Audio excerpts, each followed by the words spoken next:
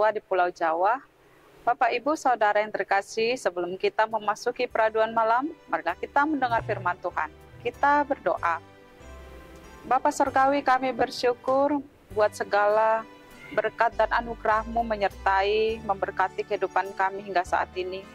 Bapa di sorga, kami hendak mendengar firman-Mu, ajar pimpin kami untuk dapat mendengar serta mengerti kehendak firman-Mu. Dalam nama Tuhan Yesus kami berdoa. Amin. Firman Tuhan renungan bagi kita dari Yakobus 4 ayat 7 hingga ayat 10. Ayat pembimbing renungan ayat 8, begini firman Tuhan. Mendekatlah kepada Allah dan Ia akan mendekat kepadamu.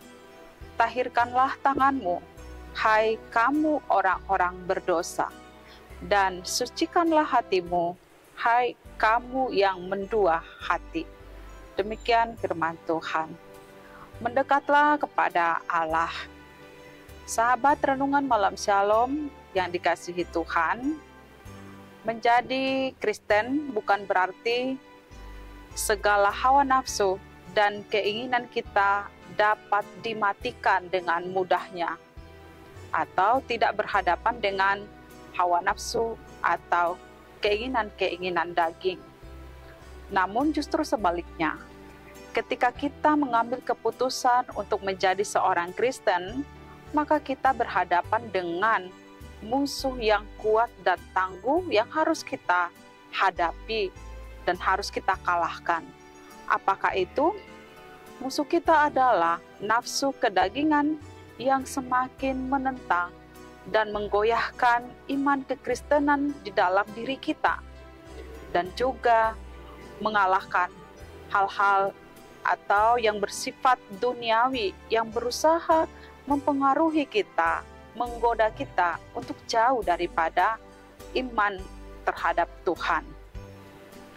Jika kita memberikan kebebasan kepada nafsu kedagingan atau hal-hal duniawi yang menggoda iman kita, maka berbagai kejahatan dan berbagai dosa akan terus mengendalikan kita untuk melakukannya.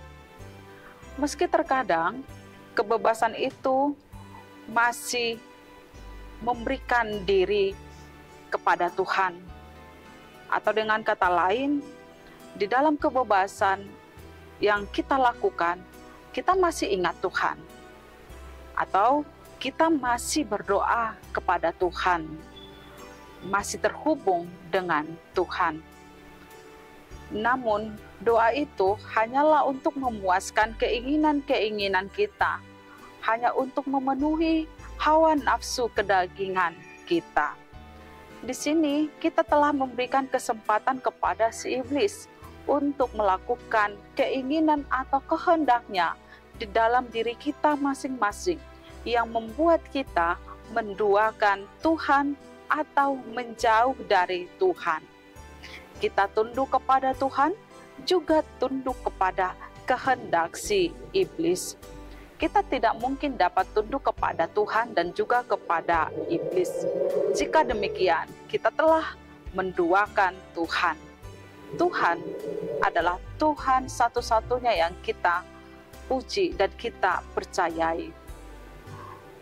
Sedangkan iblis adalah musuh kita, sebab ia sendiri adalah musuh Tuhan. Jangan mau memberi diri kepada si iblis dan dikendalikan oleh kehendak si iblis. Kita harus menaklukkannya, kita juga harus melawannya. Bagaimana caranya? Kita harus sadar bahwa ketika kita berhadapan dengan segala godaan atau kehendak si iblis, kita tidak dapat mungkin melawan si iblis dengan kekuatan, dengan kemampuan atau kecerdasan kita pribadi masing-masing sebagai manusia. Kita membutuhkan kekuatan serta hikmat yang dari Allah untuk melawan si iblis. Karena itu, kita harus merendahkan hati, merendahkan diri, dan mendekat kepada Allah. Sebab dengan mendekat kepada Allah, Allah berjanji juga akan mendekat kepada kita, menolong kita, memberi kekuatan, kemampuan kepada kita untuk melawan segala godaan si iblis. Kalau kita mau mendekat kepada Allah, maka kita tidak mungkin mengikuti kehendak si iblis dengan mempertahankan dosa serta perbuatan-perbuatan yang jahat. Kita harus menyucikan diri kita di hadapan Tuhan. Penyucian ini adalah mencakup bagaimana kita dapat menyesali serta mengakui dosa-dosa kita di hadapan Tuhan. Karena itu, marilah kita datang kepada Tuhan, mendekat kepada Tuhan, sucikan diri kita dari dosa serta pelanggaran kita, dan jangan pernah menduakan Tuhan. Tuhan akan berjanji menyertai kita dan selalu dekat dengan kita. Amin. Mari kita berdoa. Terima kasih Tuhan, firman-Mu yang mengingatkan kami supaya kami selalu dekat kepada Tuhan. Dengan demikian, kami dapat menikmati, merasakan Tuhan selalu dekat kepada kami, menyertai kami ketika kami berhadapan dengan segala kehendak serta godaan si iblis. Kami mampu melawannya oleh karena Tuhan yang memberi kemampuan kekuatan bagi kami masing-masing. Terima kasih Tuhan, malam ini kami hendak istirahat, berkati kami sepanjang malam di tempat tidur kami. Dalam nama Tuhan Yesus kami berdoa, anugerah Tuhan Yesus Kristus, kasih setia Allah Bapa, dan persekutuan dengan Roh Kudus menyertai kita sekarang sampai selama-lamanya. Amin.